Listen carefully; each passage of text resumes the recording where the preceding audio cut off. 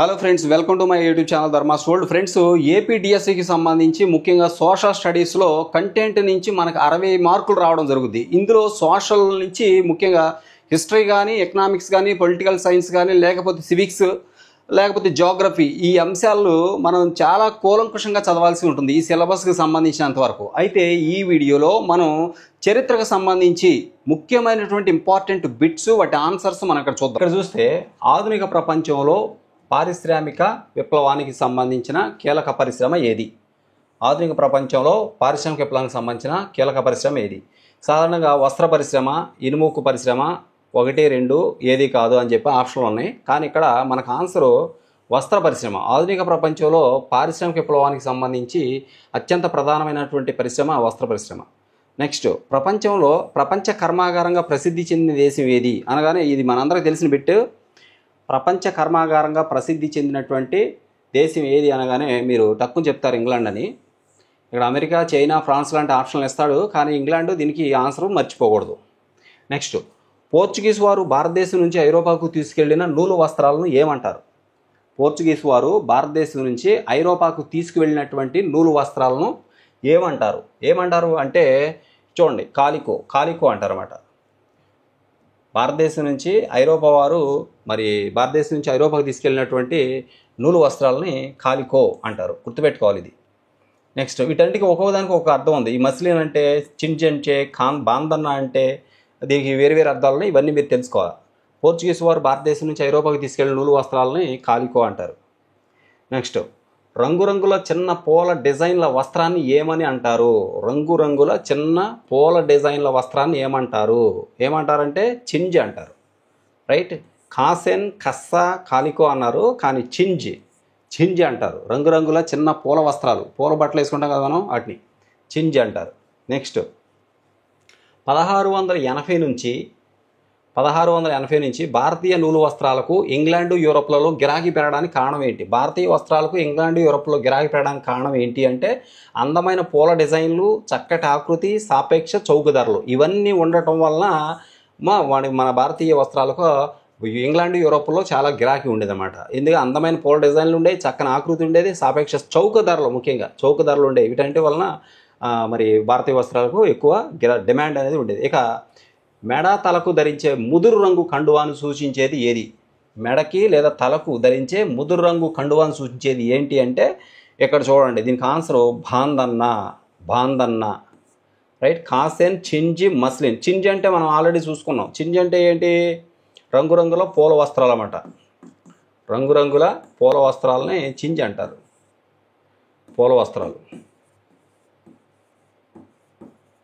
రంగురంగుల పూల వస్త్రాలని చింజ్ అంటాం. నెక్స్ట్, ఇంగ్లాండ్లో చింజ్ వాడకాన్ని నిషేధించిన చట్టం ఏది? ఇంగ్లాండ్లో ఈ చింజ్ అంటే రంగురంగుల పూల వస్త్రాల వాడటాన్ని నిషేధించే చట్టం ఒకటి చేశారు. దాన్ని ఏమంటారంట? కాలికో అంటారు, గుర్తుపెట్టుకోవాలి మీరు. దీన్ని ఏమంటామంటే కాలికో. రైట్. కాలికో. మస్లీను, చింజి, హుస్సేన్ ఇవన్నీ కాదు, కాలికో. రైట్. ఈ చింజ్ వాడకాన్ని నిషేధించడానికి చేసిన చట్టాన్ని కాలికో అంటారు. నెక్స్ట్, ఇక్కడ చూడండి, ఇంగ్లాండ్లో నూలు వస్త్రాలు నేయడంలో విప్లవాన్ని సృష్టించిన ఆవిష్కరణ ఏది? ఇంగ్లాండ్లో నూలు వస్త్రాలు నేయడానికి సృష్టించబడినటువంటి ఆవిష్కరణ ఏది అని చెప్పేసి అడుగుతున్నాడు. ఇక్కడ 1, 2 చూడండి. స్పిన్నింగ్ జెన్నీ, అలాగే రిచర్డ్ ఆర్క్రైట్. కంప్యూటర్ కాదు కదా, కంప్యూటర్తో మనం వస్త్రాలు నేయలేం కదా. ముఖ్యంగా స్పిన్నింగ్ జెన్నీ, అలాగే రిచర్డ్ ఆర్క్రైట్, ఈ రెండు ముఖ్యంగా ఈ ఆవిష్కరణలు సృష్టించిన ఆవిష్కరణ ఏది అంటే ఈ రెండు అనమాట. ఈ రెండు రూపొందించబడటం వలన నూలు వస్త్రాలు నేయడంలో విప్లవం సృష్టించబడింది ఇంగ్లాండ్లో. నెక్స్ట్ గమనించండి, జాన్ కాయే స్పిన్నింగ్ జెన్నీని ఏ సంవత్సరంలో కనుగొన్నాడు? ఈ స్పిన్నింగ్ జెన్నీ అనే మిషన్ని కనుగొన్నది జాన్ కాయే. ఈయన కనుగొన్నాడు. ఏ సంవత్సరంలో కనుగొన్నాడంటే 1764లో కనుగొన్నాడు. 1764, గుర్తుపెట్టుకోవాలి. 1760, 62, 64, 68, 64. నెక్స్ట్, రిచర్డ్ ఆర్క్రైట్ ఆవిరి యంత్రాన్ని ఎప్పుడు ఆవిష్కరించాడు? రిచర్డ్ ఆర్క్రైట్ ఆవిరి యంత్రాన్ని ఎప్పుడు ఆవిష్కరించాడు అంటే 1768. రిచర్డ్ ఆర్క్రైట్ ఆవిరి యంత్రాన్ని ఆవిష్కరించింది 1768. మరి ఇక్కడ గమనించండి ఒకసారి, జాన్ కాయ్ స్పిన్నింగ్ జెన్నీని కనుగొన్నది మాత్రం 64, రైట్. 1764లో మరి ఈ యొక్క స్పిన్నింగ్ జెన్నీని కనుగొన్నాడు జాన్ కాయ్. ఓకే, 1764. రిచర్డ్ ఆర్క్రైట్ ఆవిరి యంత్రాన్ని కనుగొన్నది మాత్రం 1768. 4 సంవత్సరాల డిఫరెన్స్ ఉంది దానికి దీనికి. నెక్స్ట్ ఇక్కడ చూడండి, ముల్ముల్ జందాని నేత పద్ధతులకు ప్రసిద్ధిగాంచిన వస్త్ర కేంద్రం ఎక్కడ ఉంది? ముల్ముల్ జందాని ఈ నేత పద్ధతులకు ప్రసిద్ధి చెందిన వస్త్ర కేంద్రం ఎక్కడ ఉంది అంటే దీనికి ఆన్సర్ ఢాకా. ఓకే, బెంగాలు, ఢాకా, కోరమండల్ తీరం, గుజరాత్ తీరం అని ఇచ్చాడు, కానీ ఆన్సర్ దీనికి ఢాకా. ఏంటి? ముల్ముల్ జందాని నేత పద్ధతులు. ఈ పద్ధతులకు ప్రసిద్ధి చెందిన వస్త్ర కేంద్రాలు ఢాకాలో ఉన్నాయి. నెక్స్ట్, దక్షిణ భారతదేశంలో సాలే బైకోలర్, గుర్తుపెట్టుకోండి, దక్షిణ భారతదేశంలో సాలే బైకోలర్ దేవాంగులు ఏ పనిలో ప్రసిద్ధి చెందినవారు? సాలే వాళ్ళు కానీ, బైకోలర్లు కానీ, దేవాంగులు కానీ ఏ పనిలో ప్రసిద్ధి చెందినవారు? దక్షిణ భారతదేశంలో ఉంటారు వీళ్ళు. వీళ్ళు ఏ పనిలో ప్రసిద్ధి చెందిన వాళ్ళు అంటే నేత పనిలో ప్రసిద్ధి చెందిన వాళ్ళు. సాలెలు, బైకోలర్లు, దేవాంగులు నేత పనిలో ప్రసిద్ధి చెందిన వాళ్ళు. కమ్మర, కుమ్మరి, వడ్రంగి అని ఇచ్చాడు, కానీ నేత. నెక్స్ట్, వస్త్రాలపై రంగులు అద్దకం చేసే వ్యక్తిని ఏమంటారు? వస్త్రాల మీద రంగులు అద్దకం చేసే వ్యక్తిని ఏమంటారు? ఏమంటారంటే రంగ్రేజ్ అంటారు. రంగ్రేజ్. చిప్ గార్స్, మోమిన్ తంతి అని ఇచ్చాడు, కానీ ఆన్సర్ రంగ్రేజ్. రంగుల వస్త్రాలపై అద్దకం చేసే వ్యక్తిని రంగ్రేజ్ అంటారు, గుర్తుపెట్టుకోవాలి. నెక్స్ట్, చిప్పీగార్స్. చిప్పీగార్స్ చిప్పీగార్స్ అంటే ఏంటి? చిప్పీగార్స్ అంటే ముద్రణ చేసేవారు అని అర్థం. చిప్పీగార్స్ అంటే ముద్రణ చేసేవాళ్ళు, ముద్రణ చేసేవారిని చిప్పీగార్స్ అంటారు, రైట్. నెక్స్ట్ 15వ ప్రశ్న, రైట్. చూడండి ఇక్కడ, 19వ శతాబ్దం ప్రారంభంలో భారతదేశం నుంచి ఇంగ్లాండు, చైనాకు జరిగిన ముడిపత్తి ఎగుమతిలో ఓడరేవు ప్రధానంగా ఎదిగింది. ఏ ఓడరేవు ప్రధానంగా ఎదిగింది అంటే ఇక్కడ చూడండి, 19వ శతాబ్దం ప్రారంభంలో భారతదేశం నుంచి ఇంగ్లాండు, చైనాకు జరిగిన ముడిపత్తి ఎగుమతిలో ఏ ఓడరేవు ప్రధానంగా ఎదిగింది అన్నాడు, అభివృద్ధి చెందింది అనుకోవచ్చు. ఇంగ్లాండు, చైనాకి ముడిపత్తిని ఎగుమతి చేసింది ఎక్కడి నుంచి, ఏ ఓడరేవు నుంచి అనేది మనం తెలుసుకోవాలి. అప్పుడు అది ముంబై ఓడరేవు నుంచి ముడిపత్తి ఇంగ్లాండు, చైనాకి ఎగుమతి అయ్యేది. దానివల్ల ఇది బాగా డెవలప్ అయింది. ముంబై, చెన్నై, విశాఖపట్నం, మంగళూరు ఉన్నాయి, కానీ ముంబై ఎక్కువగా ముడిపత్తి ఎగుమతి చేసేది. నెక్స్ట్, భారత జాతీయ కాంగ్రెస్ ఆమోదించిన త్రివర్ణ పతాకం. చూడండి, భారత జాతీయ కాంగ్రెస్ ఆమోదించిన త్రివర్ణ పతాకం మధ్యలో చరకాను ఎప్పుడు ముద్రించారు? చాలా ఇంపార్టెంట్ బిట్ ఇది. భారత జాతీయ కాంగ్రెస్ ఆమోదించిన త్రివర్ణ పతాకం మధ్యలో చరకాను ఎప్పుడు ముద్రించారు అంటే 1931. 1919 ఇచ్చాడు, 20 ఇచ్చాడు, 1932 ఇచ్చాడు, 31 అనమాట ఆన్సర్. అంటే భారత జాతీయ కాంగ్రెస్ ఆమోదించినటువంటి ఈ త్రివర్ణ పతాకం మధ్యలో చరకా ఉండేది. దాన్ని ఎప్పుడు ముద్రించారు అంటే 1931లో. నెక్స్ట్ ఇక్కడ గమనించండి, 17వ ప్రశ్న, భారతదేశంలో మొదటి పత్తి మిల్లు 1854 ఏ నగరంలో ఏర్పాటు చేశారు? 1854లో ఏర్పాటు చేశారు. అది ఏ నగరం అంటే బొంబాయి. మొట్టమొదట పత్తి మిల్లు 1854లో ఏర్పాటు చేశారు. అది బొంబాయిలో ఏర్పాటు చేశారు. నెక్స్ట్, అహ్మదాబాద్లో మొదటి మిల్లును ఎప్పుడు స్థాపించారు? మొదటి మిల్లు అహ్మదాబాద్లో స్థాపించారు. అది ఎప్పుడు అంటే 1861. 1861లో మొదటి మిల్లును స్థాపించడం జరిగింది. నెక్స్ట్, టాటా ఇనుముక్కు కంపెనీ ఏ సంవత్సరంలో నెలకొల్పారు? జంషెడ్ టాటా ఇనుముక్కు కంపెనీ ఎప్పుడు ఏర్పాటు చేశారు అంటే 1912. గుర్తుపెట్టుకోవాలా, 1922 ఇచ్చాడు, 12 ఇచ్చాడు, 32 ఇచ్చాడు, 14 ఇచ్చాడు. 1912లో ఈ ఉక్కు కంపెనీ, టాటా ఇనుము ఉక్కు కంపెనీని స్థాపించడం జరిగింది 1912. అయితే ఇక్కడ మీరు గుర్తుపెట్టుకోండి ఇయర్స్. టాటా ఇనుము ఉక్కు కంపెనీ 1912. ఇక్కడ చూడండి, అహ్మదాబాద్లో మొదటి మిల్లు ఎప్పుడు స్థాపించారు అనగానే 1861. 1861 అనమాట.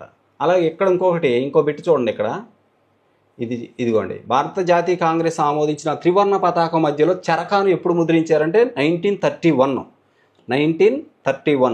అలాగే ఇక్కడ చూస్తే అహ్మదాబాద్లో మొదటి మిల్ ఎప్పుడు స్థాపించారు అంటే 61, అదేమో 31, ఇది 61.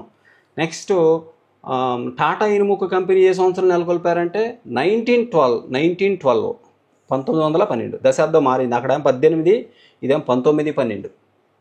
ఓకే, 1912లో. రైట్. నెక్స్ట్ ఏంటి, 20వ బిట్ చూడండి. కింది వాటిలో అసత్య వాక్యాన్ని గుర్తించండి అన్నాడు.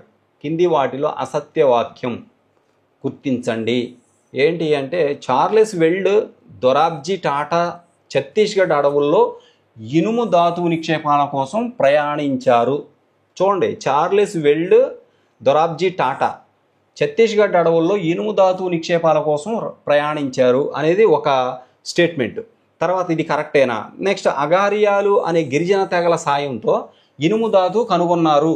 వీళ్ళు అగారియాలు అనే గిరిజన తెగల సాయంతో ఇనుము ధాతువును కనుగొన్నారు అనేది రెండవ స్టేట్మెంట్.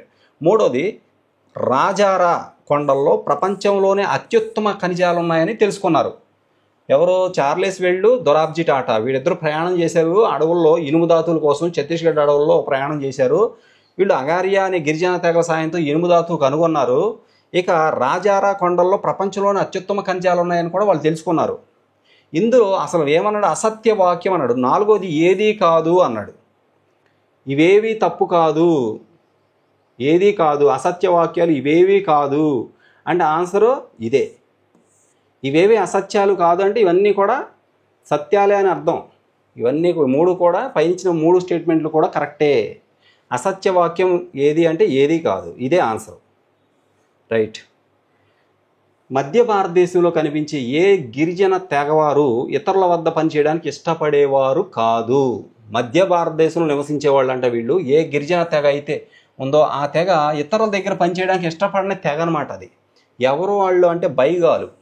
బైగాలు అనే తెగ ఇతరుల వద్ద పనిచేయడానికి ఇష్టపడరు. ఓకే, వీళ్ళు మధ్య భారతదేశంలో ఉంటారు. ఈ బైగాలు తెగ ఇతరుల దగ్గర పనిచేయడానికి ఇష్టపడరు. నెక్స్ట్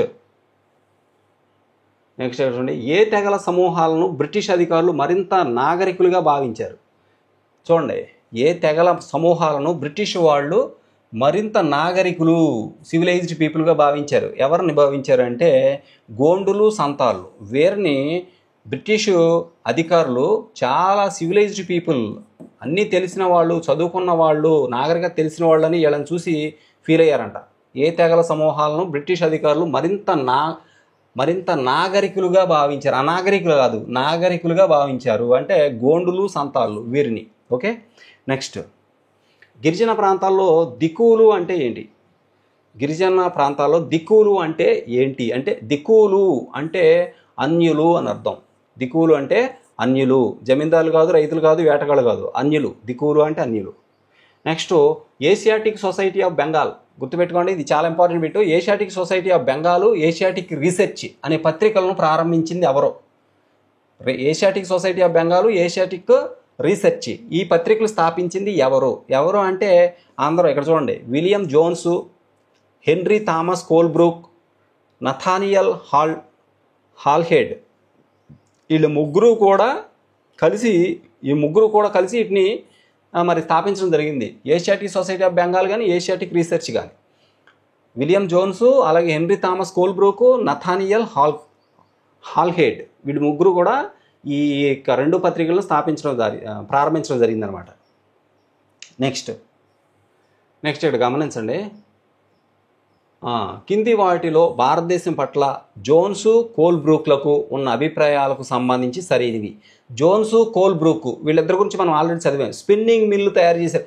స్పిన్నింగ్ జెన్నీని తయారు చేసింది వీళ్ళే, జోన్స్, కోల్బ్రూక్. వీళ్ళు డిఫరెంట్ స్పిన్నింగ్ మిల్ అంటే నేత చేయడానికి కావాల్సినటువంటి మెషినరీని తయారు చేశారు వీళ్ళిద్దరూ. ఎవరో భారతదేశం పట్ల జోన్స్ కానీ, కోల్బ్రూక్ కానీ. వీళ్ళిద్దరూ భారతదేశం గురించి తమ అభిప్రాయాలు, ఎలాంటి అభిప్రాయాలు చెప్పారు అనేది ఇక్కడ చూడండి. భారతీయ నాగరికతకు వాళ్ళు చెప్పిన వాటిలో ఏవి సరైనవి, వాళ్ళు ఇచ్చిన అభిప్రాయాలు ఏవి సరైనవి అన్నాడు. ఇక్కడ 4 అభిప్రాయాలు ఉన్నాయి. ఈ 4 ఏవి సరైనవి? 3 ఇచ్చాడు. 3 అభిప్రాయాలు ఉన్నాయి. ఈ 3 ఏవి సరైనవి అన్నాడు. భారతీయ నాగరికత పూర్వం అత్యున్నత శిఖరాలను అధిరోహించి ఆ తర్వాత క్రమేణా క్షీణించిందని వారు అభిప్రాయపడ్డారంట. భారతీయ నాగరికత ఒకప్పుడు బాగా ఉన్నతమైన శిఖరాలను అధిరోహించి ఆ తర్వాత అది క్షీణించిపోయింది అన్నారు. ఇది కరెక్టేనా? నెక్స్ట్, భారతదేశాన్ని అర్థం చేసుకోవడానికి ప్రాచీన ఆధ్యాత్మిక న్యాయ గ్రంథాలను అధ్యయనం చేయాలని భావించారు. వాడు భారతదేశం గురించి బాగా తెలుసుకోవాలని, బాగా అర్థం చేసుకోవాలనుకుని ప్రాచీన ఆధ్యాత్మిక న్యాయశాస్త్ర గ్రంథాలను చదివారంట. అది కరెక్టేనా? నెక్స్ట్, ఆంగ్లేయుల పాశ్చాత్య విద్య కంటే ఎక్కువగా భారతీయ విద్యను ప్రోత్సహించాలని వాదించారు. ఇది నిజమేనా? దీనికి ఆన్సరు అన్నీ కరెక్టేనట. సరైనవి ఇవన్నీ కూడా సరైనవే. ఇవన్నీ కూడా వీళ్ళ అభిప్రాయాలే. జోన్స్, కోల్బ్రూక్ల అభిప్రాయాలు భారతదేశం గురించి. Right. Next, Arabic, Persian, Islamic చట్టాల మధ్య ఇస్లామిక్ చట్టాల అధ్యయనాన్ని ప్రోత్సహించడానికి కోల్కతా మదర్సాను ఎప్పుడు స్థాపించారు? అరబిక్, పర్షియన్, ఇస్లామిక్ చట్టాల అధ్యయనాన్ని ప్రోత్సహించడానికి కోల్కతాలో మదర్సాను ఎప్పుడు స్థాపించారు? కోల్కతాలో మదర్సాను ఎప్పుడు స్థాపించారు అంటే 1781. 1781. 80 కాదు, 82 కాదు, 83 కాదు, 81. నెక్స్ట్ 27. భారతీయ విద్యను ప్రోత్సహించడానికి అధ్యయనానికి బెనారస్ హిందూ కళాశాలను ఎప్పుడు స్థాపించారు? ఇవి చాలా ఇంపార్టెంట్ బిట్లండి. భారతీయ విద్యను ప్రోత్సహించడానికి అధ్యయనానికి బెనారస్ హిందూ కళాశాలను ఎప్పుడు స్థాపించారు? బెనారస్ హిందూ కళాశాల ఎప్పుడు స్థాపించారంటే 1791లో స్థాపించారు. 1791 బెనారస్ హిందూ కళాశాలను ఎప్పుడు స్థాపించారు? 1791. కింది వారిలో భారతీయ విద్యా విధానాన్ని వ్యతిరేకించింది ఎవరు? కింది వారిలో అంటే విలియం జోన్సా, కోల్బ్రూకా, హాల్హెడా, జేమ్స్ మిల్లా? ఎవరంటే answer James Mill. James Mill భారతీయ విద్యా విధానాన్ని వ్యతిరేకించాడు. James mill.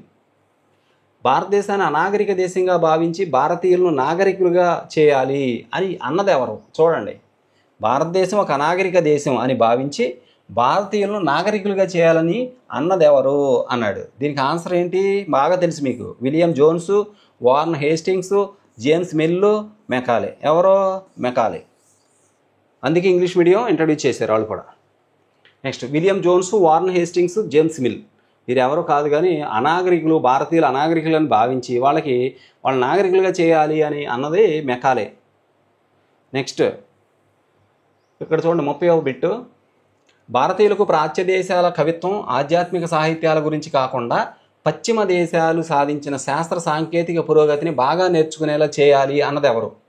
భారతీయులకు ప్రాచ్య దేశాల కవిత్వం, ఆధ్యాత్మికత సాహిత్యాల గురించి కాకుండా పశ్చిమ దేశాలు సాధించిన శాస్త్ర సాంకేతిక పురోగతిని బాగా నేర్చుకునేలా చేయాలి అన్నది ఎవరు అంటే జేమ్స్ మిల్. నెక్స్ట్, మెకాలే ఏమన్నాడు తెలుసుగా? భారతీయులు అనాగరికులుగా భావించి వారికి నాగరికత నేర్పడానికి మనమే ప్రయత్నం చేయాలన్నాడు మెకాలే. జేమ్స్ మిల్ ఏమన్నాడంటే భారతీయులకు పాశ్చాత్య కవిత్వం, ఆధ్యాత్మిక సాహిత్యాల గురించి కాకుండా మరి పశ్చిమ దేశాలు సాధించిన శాస్త్ర సాంకేతిక పురోగతిని గురించి నేర్చుకునేలా చేయాలి అన్నాడు. నెక్స్ట్ ఇక్కడ చూడండి 31. యూరప్లోని మంచి గ్రంథాలైపు ఒక అరలోని సాహిత్యం భారత్, అరబిక్ దేశాల మొత్తం సాహిత్యంతో సమానం అన్నది ఎవరు? యూరప్లోని మంచి గ్రంథాలైపు ఒక అరలోని సాహిత్యం భారత్, అరబిక్ దేశాల మొత్తం సాహిత్యంతో సమానం అని అన్నది ఎవరు? ఎవరన్నారు ఈ మాట? మెకాలే అన్నాడు ఈ మాట. అంటే ఇప్పుడు యూరప్లో ఉన్న ఏదైనా ఒక గ్రంథాలయం తీసుకుంటే ఆ గ్రంథాలయంలో రకరకాల ర్యాక్స్ ఉంటే ఏదైనా ఒక ర్యాక్లో ఉన్నటువంటి పుస్తకాలు చాలా గొప్పవంట. అవి ఎంత గొప్పవంటే భారత్, అరబిక్ దేశాల్లో ఉన్న మొత్తం సాహిత్యం కంటే కూడా ఇవి ఒక్క అరలో ఉన్న సాహిత్యమే గొప్పది అన్నాడంట. నెక్స్ట్, వుడ్స్ డిస్పాచ్ సందేశం దేని గురించి తెలుపుతుంది? వుడ్స్ డిస్పాచ్ ఇది మనందరికి బాగా సుపరిచితమైన పదం. వుడ్స్ డిస్పాచ్ ఎడ్యుకేషన్లో ఉంటుంది ఇది. సరే, వుడ్స్ డిస్పాచ్ అనే సందేశం దేని గురించి తెలుపుతుంది అంటే ఒకసారి నేను మొత్తం చదువుతాను చూడండి. 3 స్టేట్మెంట్లు ఇచ్చాడు. ప్రాచ్యవాదుల విద్యా విధానానికి విరుద్ధంగా భారతదేశంలో అనుసరించాల్సిన విద్యా విధానాన్ని తెలియజేస్తుంది. ప్రాచ్యవాదుల విద్యా విధానానికి విరుద్ధంగా భారతదేశంలో అనుసరించాల్సిన విద్యా విధానాన్ని తెలియజేస్తుంది వుడ్స్ డిస్పాచ్ అన్నారు.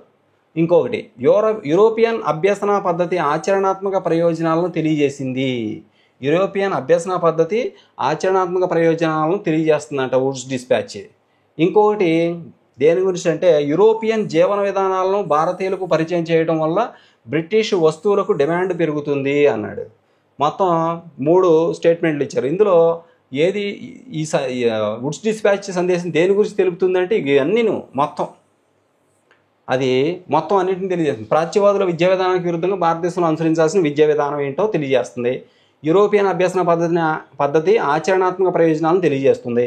ఇక యూరోపియన్ జీవన విధానాలను భారతీయులకు పరిచయం చేయడం వల్ల బ్రిటిష్ వస్తువులకు డిమాండ్ పెరుగుతుందని ఈ టైప్ ఆఫ్ వుడ్స్ విద్యా విధానాన్ని తీసుకురావాలని భావించారు.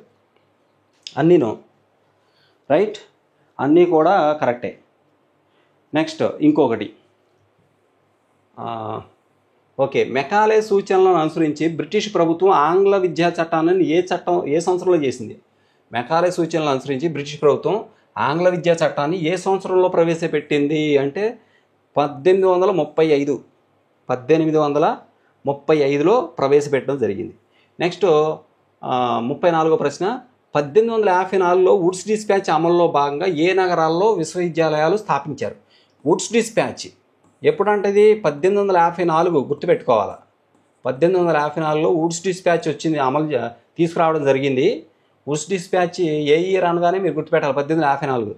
దాన్ని అమలు చేయడంలో భాగంగా విశ్వవిద్యాలయాలు కూడా స్థాపించారంట. ఎక్కడ స్థాపించారంటే అన్ని చోట్ల. ఇక్కడ చూడండి, కోల్కతా, మద్రాసు, బొంబాయి, ఈ 3 చోట్ల కూడా స్థాపించారు విశ్వవిద్యాలయాలు.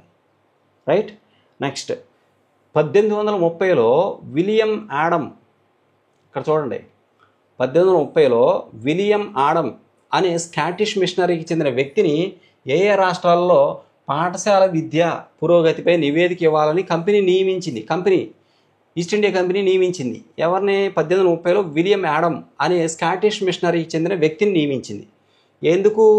ఏ రాష్ట్రాల్లో పాఠశాల విద్య పురోగతిపై, అంటే ఏ రాష్ట్రాల్లో పాఠశాల విద్య పురోగతి ఏ విధంగా ఉందో నివేదిక ఇవ్వాలని చెప్పేసి విలియం ఆడమ్ అనే స్కాటిష్ మిషనరీకి చెందిన వ్యక్తిని 1830లో నియమించడం జరిగిందనమాట. ఇక్కడ దీనికి ఆన్సర్ ఏ రాష్ట్రాలు అంటే ఒక ఆన్సర్ వచ్చి బెంగాలు, బీహార్. రైట్. ఏ రాష్ట్రాల్లో పాఠశాల విద్యపై నివేదిక ఇవ్వాలని కోరారంటే బెంగాలు, బీహార్. నెక్స్ట్, ఇంగ్లీష్ విద్య మనల్ని బానిసలుగా మార్చింది అని అన్నది ఎవరు? ఇంగ్లీష్ విద్య మనల్ని బానిసలుగా మార్చింది అని చెప్పింది ఎవరు అంటే ఇక్కడ చూడండి, ఇంగ్లీష్ విద్య మనల్ని బానిసలుగా మార్చేసిందని చెప్పింది మహాత్మా గాంధీ. రైట్. రవీంద్రనాథ్ ఠాగూర్ కాదు, కస్తూర్బా గాంధీ కాదు, జ్యోతిరావు పూలే కాదు, మహాత్మా గాంధీ అన్నారు. నెక్స్ట్, శాంతి నికేతన్ స్థాపించింది, మీ అందరికి బాగా తెలిసిన బిట్ ఇది. శాంతి నికేతన్ను స్థాపించింది ఎవరు అంటే రవీంద్రనాథ్ ఠాగూర్ శాంతి నికేతన్ స్థాపించారు. నెక్స్ట్, శాంతి నికేతన్ ఎప్పుడు స్థాపించారు? దానికి కూడా ఆన్సర్ శాంతి నికేతన్ ఎప్పుడు స్థాపించారు అంటే 1901లో స్థాపించారు. 1901, 1901. ఇక్కడ చూడండి. ఓకే, శాంతినికేతన్ స్థాపించిన సంవత్సరం వచ్చేసి 1901. ఓకే. నెక్స్ట్ 39వ ప్రశ్న, సృజనాత్మకంగా ఉండాలనే విద్యార్థి సహజ కోరికను అద్భుతాలు సృష్టించాలనే వారి భావనను ప్రస్తుత పాఠశాల వ్యవస్థ నాశనం చేస్తుంది అని అభిప్రాయపడింది ఎవరు? ఇక్కడ చూడండి, 39వ ప్రశ్న, సృజనాత్మకంగా ఉండాలనే విద్యార్థి సహజ కోరికను అద్భుతాలు సృష్టించాలనే వారి భావనను ప్రస్తుత పాఠశాల వ్యవస్థ నాశనం చేస్తుంది అని అన్నదెవరంటే రవీంద్రనాథ్ ఠాగూర్. అందుకే శాంతినికేతన్ స్థాపించారు ఆయన. అంటే పిల్లల్లో క్రియేటివిటీని నాశనం చేసి వాళ్ళల్లో ఉన్న ఇమాజినేషన్ పవర్ను కూడా దెబ్బతీసేటువంటి పాఠశాల వ్యవస్థ ఉంది ఇప్పుడు మనకి అని అన్నది ఎవరంటే రవీంద్రనాథ్ ఠాగూర్ గారు. ఓకే. నెక్స్ట్, కింది వాటిలో ఠాగూర్ అభిప్రాయంతో తన చిన్ననాటి పాఠశాల గురించి సరైన వాక్యాలు గుర్తించండి. కింద కొన్ని స్టేట్మెంట్లు ఉన్నాయి. కింది వాటిలో ఠాగూర్ అభిప్రాయంలో తన చిన్ననాటి పాఠశాల గురించి సరైన వాక్యాలు గుర్తించండి. ఠాగూర్ తను చదువుకున్న చిన్ననాటి స్కూల్స్ గురించి కొన్ని మాటలు చెప్పాడు, అవి ఏంటి అని అడుగుతున్నాడు. అవి గుర్తించండి అని చెప్పేసి ఇక్కడ 3 స్టేట్మెంట్లు ఇచ్చాడు. ఈ 3లో ఏది అని. పాఠశాల తనకు ఊపిరాడకుండా చేసి అణచివేసే ప్రదేశంగా భావించాడు, పాఠశాలను జైలుగా భావించారు, పాఠశాలకు వెళ్ళటానికి ఇష్టపడలేదు. దీనికి ఆన్సర్ మొత్తం అన్నీ. చిన్నప్పుడు తను చదివిన స్కూల్స్ మీద తనకున్న అభిప్రాయం ఇది. రవీంద్రనాథ్ ఠాగూర్ ఏమనుకున్నాడంటే స్కూలు తనకి ఊపిరాడకుండా చేసిన ప్రదేశంగా భావించాడు, అదొక జైలులాగా భావించాడు, పాఠశాలకు వెళ్ళటానికి ఇష్టపడలేదన్నమాట. నెక్స్ట్, పని విద్యను ప్రోత్సహించింది ఎవరు? పని విద్య. 3 ఆన్సరు గాంధీజీ గారు. పని విద్యను ప్రోత్సహించింది గాంధీజీ గారు. Work education. నెక్స్ట్ 42వ ప్రశ్న. ఈస్ట్ ఇండియా కంపెనీ భారతదేశంలో క్రైస్తవ మిషనరీ కార్యకలాపాలను ఎప్పటి వరకు వ్యతిరేకించింది? ఈస్ట్ ఇండియా కంపెనీ భారతదేశంలో క్రైస్తవ మిషనరీ కార్యకలాపాలను ఎప్పటి వరకు వ్యతిరేకించింది? క్రైస్తవ మిషనరీలు మన దేశంలో అనేక కార్యక్రమాలు చేస్తామంటే వాటిని వ్యతిరేకించింది ఈస్ట్ ఇండియా కంపెనీ. ఎప్పటి వరకు అంటే 1813 దాకా. 1813 దాకా. నెక్స్ట్, ఏ శతాబ్దంలో భారతదేశ వ్యాప్తంగా మిషనరీ పాఠశాలలు స్థాపించారు? భారతదేశం మొత్తం మిషనరీ పాఠశాలలు ఏ శతాబ్దంలో మరి రావడం జరిగింది అంటే 18వ శతాబ్దంలో వచ్చాయి. 1701 నుంచి మొదలుకొని 1799 మధ్య అన్నమాట. 18వ శతాబ్దం, రైట్. ఈ క్రైస్తవ మిషనరీ పాఠశాలలో భారతదేశంలో ఏ శతాబ్దంలో బాగా స్థాపించడం మొదలుపెట్టారంటే 18వ శతాబ్దం. నెక్స్ట్, బెనారస్ హిందూ విశ్వవిద్యాలయ వ్యవస్థాపకుడు ఎవరు? బెనారస్ హిందూ విశ్వవిద్యాలయ వ్యవస్థాపకుడు ఎవరంటే మదన్మోహన్ మాలవ్య గారే బెనారస్ హిందూ విశ్వవిద్యాలయం స్థాపించాడు. అక్కడ పర్షియను ఇంకా మరికొన్ని భాషలను అభివృద్ధి చేయించే ఉద్దేశంతో అక్కడ స్థాపించడం జరిగింది మదన్మోహన్ మాలవీయ గారు బెనారస్ హిందూ విశ్వవిద్యాలయం. ఓకే, ఇది మొత్తానికి మనకి చాలా ఇంపార్టెంట్ బిట్స్ ఇవి ఫ్రెండ్స్. ఈ వీడియో అందరికి షేర్ చేయండి. ఛానల్ సబ్స్క్రైబ్ చేయడం మాత్రం మర్చిపోవద్దు. అందరికీ ధన్యవాదాలు.